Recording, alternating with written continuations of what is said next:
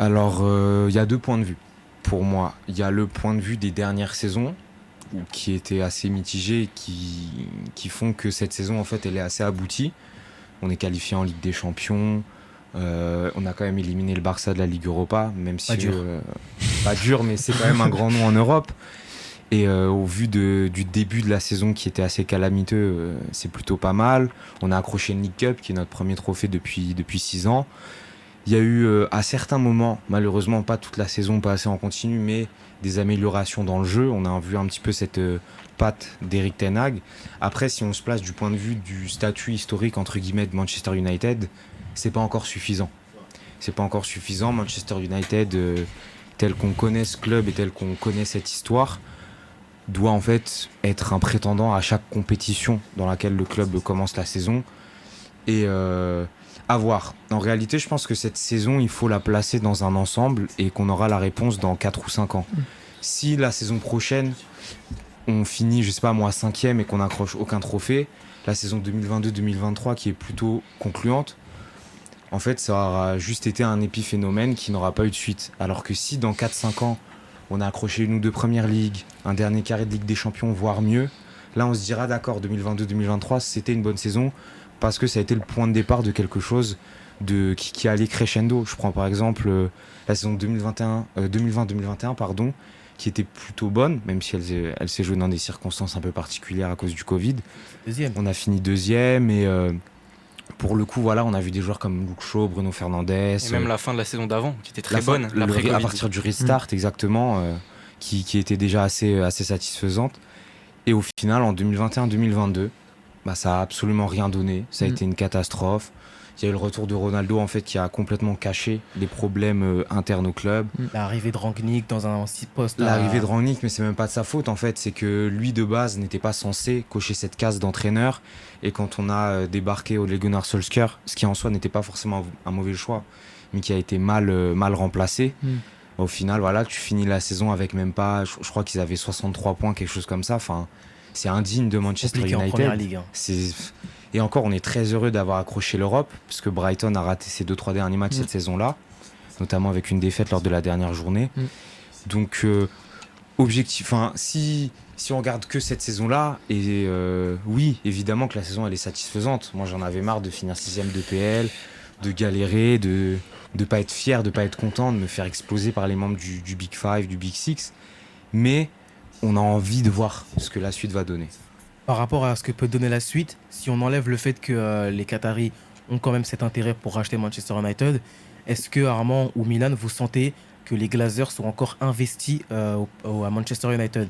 Est-ce qu'il y a encore cette flamme en eux qui leur fait dire que Manchester United doit revenir sur le devant de la scène? Je crois pas qu'il y ait beaucoup de dirigeants qui soient très investis en dehors du fait de faire de l'argent. Et je pense que c'est le cas des Glazers.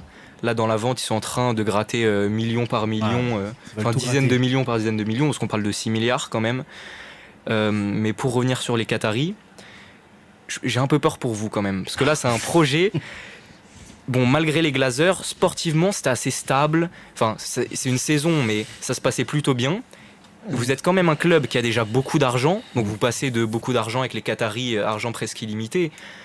Mais je me dis, s'il y a de l'ingérence de la part des Qataris, ça peut être très compliqué. Ça se trouve, ils vont voir le PSG, ils se sont dit, bon, on a fait telles erreurs, on les refait pas ici, on va placer tel homme qui sera peut-être plus compétent que Nasser, qui était prof de tennis. Mais à part ça... Plus fort un prof de tennis qu'un président du PSG, ça c'est sûr. C'est sûr. Il m'a jamais coaché, mais j'espère pour lui. Mais donc j'ai quand même... Enfin, d'un côté, je suis très confiant, parce que je vois Ten Hag, je vois les joueurs, c'est que des joueurs qui vont progresser. Le coach, pareil, il vient à peine d'arriver en Angleterre. C'était un peu comme la première saison de Guardiola. On peut faire un parallèle. Il doit arriver, poser son jeu. Les premiers matchs se passent très mal, après beaucoup mieux. Mais t'as les Qataris qui arrivent, faut faire attention. Vas-y. Non, moi si je peux revenir sur le niveau de jeu de la saison de Manchester United, je la trouve pas si bien au final.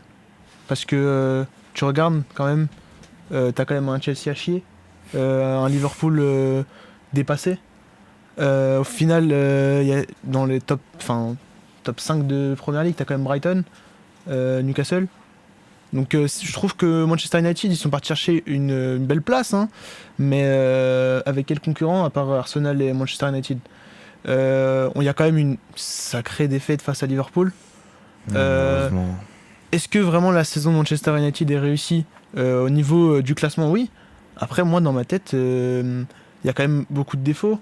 Je pense aussi à des joueurs qui ont raté leur saison. Sancho qui est peut-être sur le départ. Moi, je pense à Van de Beek. Alors qu'on Ça, s'attendait à une bonne ouais. saison de sa part avec l'arrivée de Ten Hag, bah, on n'a rien vu. Ouais, Ouais, Anthony. Première clairement. saison, moi je laisse son temps. Mais après, le problème, c'est que le recrutement, je pense que pour moi, il n'a pas été assez bon. Tu vas chercher Anthony alors que t'as Très quand même cher, surtout. très cher, mais t'as Sancho, t'as Rashford, t'as Garnacho qui est en train de monter en puissance. Explosé, ouais. Qui te manque un buteur, tu vas chercher Weghorst. Tu vends Cristiano, alors moi je suis portugais, mais je le trouvais quand même pas si mauvais malgré ce qu'on a pu dire de lui. Mais bon, maintenant qu'il est parti, il fallait recruter un Greenwood, vrai il est numéro sous 9. contrat ou pas? Greenwood, là, Ouais, mais je avec pense tous pas que ses c'était problèmes, compliqué, là, là, c'est Je pas- pense pas que ça soit une bonne idée de le reprendre. Ouais. C'est à partir de quand qu'il a arrêté de jouer? 2020, c'est Ah ouais? 2020, Non, il a fait 2020, 2021. 2021, il a fini la saison. Je pense que ouais, ça fait un an et demi qu'on Ouais, a c'est plus- chaud. ouais, mais de Attends, toute façon, je- je pense que Du coup, il est plus dans la liste screen. même pour l'image du club, Oui, c'est. je pense que Parce c'est pas qu'il bien. y ouais. avait des rumeurs comme quoi il pourrait rejouer au football et il y a eu un déchaînement sur les réseaux sociaux en mode c'est impossible. Exactement, ça va tarir l'image de n'importe quel club au final qui le reprendrait. Après, pour les transferts, alors certes, il y a l'échec Anthony. Pas forcément un échec dans le jeu parce que oui, c'est sa première saison. Et dans le prix. Mais Ouais. au niveau du prix, les attentes sont forcément élevées. Après, il y a quand même, pour contrebalancer ces flops-là, l'arrivée de Lisandro Martinez, Oui. Casemiro Ouais. qui Qui a est, tout changé. selon moi, le meilleur joueur de l'équipe, Mm. qui a vraiment recréé ce Manchester United. Varane qui revient bien. Varane qui est bien revenu, malgré quelques petits pépins physiques.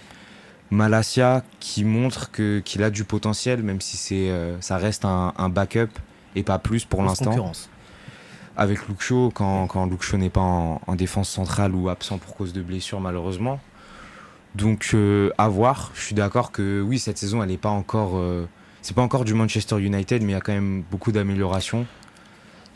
On verra si ça se confirme ou pas Ouais. l'an prochain. Mais après, toi, tu vois que Manchester United l'année prochaine, ils vont faire quelque chose parce que avec l'année plus une Ligue des Champions, cette saison, quand même, l'Europa League, bah, tu te fais éliminer quand même. Enfin, Ah oui, non, ça, c'est quand sûr. pour moi, quand t'es Manchester United Ah, et mais on que aurait dû t'élimines la gagner. Barcelone, si t'es pas en finale, Ah, on aurait dû rentrer en finale contre Rome, ça c'est sûr. C'est pas normal.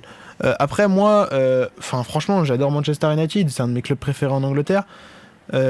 Après, est-ce qu'aujourd'hui on peut donner un avis sur cette saison? Oui, elle est plutôt bonne au niveau du classement. Moi j'ai dit au niveau du jeu, c'était pas mal. Ouais, c'était il y a pas des non plus un- améliorations. Ah non, Après, on est loin de City, mais- j'attends un Ten Hag l'année prochaine qui nous refasse un peu de l'Ajax. Que j'attends un meilleur niveau de jeu et une confirmation surtout, d'aller peut-être chercher un top 2. Top ce 2, serait c'est bien. possible. Après, C'est possible, après. rester sur le podium, ça serait extraordinaire, je pense aussi pour le club, avec une année avec les Ligues des Champions. Sortir des poules aussi. Sortir des poules, c'est un objectif qui Ouais. doit être rempli, ça c'est sûr et certain, il n'y a pas de débat là-dessus. Et même par rapport à Eric Ten Hag, est-ce que c'est l'homme de la situation actuellement? Ouais. Totalement. Oui. Mais déjà, c'est un vrai coach depuis très longtemps Mm. à Manchester United. Parce qu'avant, il y a eu beaucoup de. Soit Rangnick, un théoricien, soit Solskjaer, un prof de sport. Donc là, tu as un vrai coach qui a des idées. C'est pas comme à l'Ajax, mais très compliqué d'appliquer ça, je pense, en première ligue. Ouais. Mm. Là, il a essayé de faire un peu plus de transition, bon, logique Ça. en même temps avec les joueurs qu'il a sur le côté. Et s'il peut pousser un jeu de transition à son paroxysme, à son maximum, ça va devenir très beau. Un gros jeu vertical. C'est ça, un gros jeu vertical. Moi, c'est ça que j'attends, avec des joueurs qui peuvent. Bon, Casemiro, j'ai pas envie de le rabaisser au fait de casser, pas physiquement, je parle dans le jeu, pouvoir casser. Luke Shaw, j'espère qu'il va être dans des grands moments, parce qu'il a eu des très grands moments, Mm. et ça peut être un jeu magnifique. Et au poste de latéral droit, Diogo Dalot, c'est indéboulonnable aujourd'hui. Non, non, clairement pas. Et évidemment qu'il a quand même offert satisfaction, notamment avant la Coupe du Monde. Mm. Mais Ça monte en puissance un peu au Portugal aussi. Hein. ça monte Ouais. en puissance, mais à voir ce que ça donnera la saison prochaine. Moi, je pense quand même que le secteur des latéraux, ça fait partie des secteurs à améliorer du côté du United. Parce que Luke Shaw peut être très très bon, comme complètement passé à côté de certaines rencontres. Pareil pour Dalot, malheureusement. Pareil pour Wan-Bissaka aussi, qui défensivement voilà, j'apprends rien à Très, très personne, fort. est quasiment imprenable, mais Offensivement. voilà, c'est ça, selon le jeu que tu veux mettre en place, est-ce qu'un latéral droit qui a l'apport que Wan-Bissaka a dans le jeu, ça aide, je sais pas. Je pense qu'il faut quand même se renforcer parce que ce soit pour United ou pour n'importe quel club qui prétend à s'installer au sommet en Europe, t'es obligé d'avoir des mecs fiables à chaque poste, que tes titulaires soient fiables et d'avoir à côté de ça un contingent de 6, 7, 8 joueurs remplaçants ou dans la rotation qui soient capables d'assurer le jour où on leur donne leur chance. Comme à City. Comme à City par exemple, ou comme au Bayern à l'époque, comme au Barça il fut un temps, comme dans tous les grands clubs en fait, qui ont marqué leur championnat et les Coupes d'Europe sur les 10, 15, 20 dernières années. Mais c'est aussi très compliqué d'avoir ça quand tu performes pas au très très très haut niveau. C'est sûr. C'est-à-dire que c'est ça qui amène la performance, mais les joueurs, pour pouvoir accepter d'être de temps en temps mis un peu de côté, veulent aussi certaines garanties. Donc c'est compliqué, c'est un cercle vicieux presque. Après c'est à Ten Hag et son équipe aussi de peut-être de regarder en Première Ligue ou en Championship, Ouais. parce qu'on sait que le Championship c'est un vivier de talent qui est souvent à mon sens trop négligé. Il y a plein de joueurs qui explosent là-bas. Ou, Max Aaron, je pense aussi, ouais. Ça peut être pas mal à... T'en as plein, Ouais. t'en as plein et qui repartent en Championship ou qui restent là-bas et qui au final passent sous les radars alors qu'ils ont un potentiel énorme. Il y avait Todd Cantwell à l'époque de Norwich en Première Ligue qui avait beaucoup de talent. Il y a même, je sais pas moi, un James Tavernier qui cartonnait chez les Rangers qui aujourd'hui est à Bournemouth. Il y a plein de pistes. Voilà, les joueurs que j'ai cités, c'est pas forcément les joueurs dont United a besoin.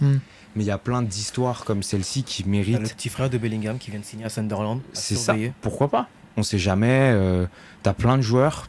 On a de la chance en Angleterre. Les joueurs sont pros jusqu'à la 4e division. Donc, alors je leur dis pas d'aller chercher le nouveau milieu de terrain ou le nouveau numéro 9 qu'il nous faut dans le 28e de Ligue 2.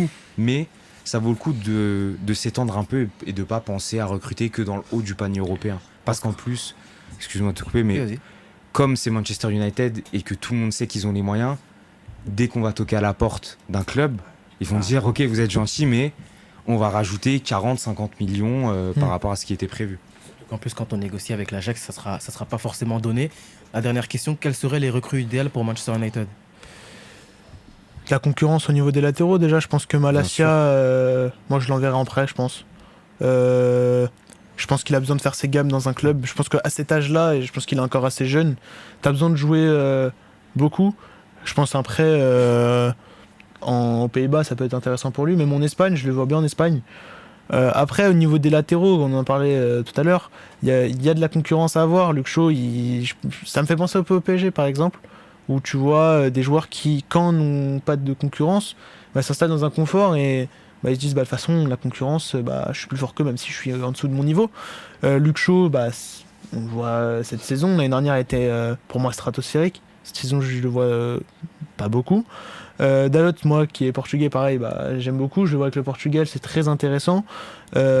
Après pareil, de la concurrence sur son côté. Après, tu parles d'aller chercher des joueurs en seconde division, etc. C'est intéressant, mais je pense aussi à faire confiance à la jeunesse de Manchester United. Moi, j'ai regardé des matchs des jeunes de Manchester United, je vois Laird, défenseur droit, qui est ultra intéressant, je crois qu'il est prêté là en ce moment. Ouais, il me semble, ouais. Franchement, c'est des petits jeunes sur qui je pourrais compter. Essayer en tout cas. À l'Ajax, on peut voir qu'il fait quand même beaucoup jouer leurs jeunes.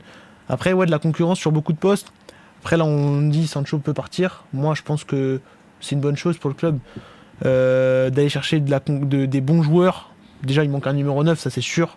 Weghorst, c'est pas suffisant pour un club comme Manchester. En remplaçant, pourquoi pas. Mais en principal, non. Après, en fait, c'est quoi? Il manque beaucoup de concurrence, mais pour avoir de la concurrence, il faut quand même des bons joueurs déjà sur le terrain. Je pense que Rashford, il est très bon cette saison, mais je pense que tu lui mets de la concurrence, pareil, il sera encore meilleur parce qu'au final, il y a beaucoup d'attaquants plus de droit. Mais on y aura numéro 9, peut-être un milieu de terrain aussi, parce que je pense que ça en manque. Casimiro est très bon. Il est vieux. Mais il est vieux. Après, t'as McTominay, mais plus haut niveau du tout. C'est pas suffisant. Non, je pense que il faut de la Après, concurrence bien, et un bon milieu de terrain et un bon attaquant.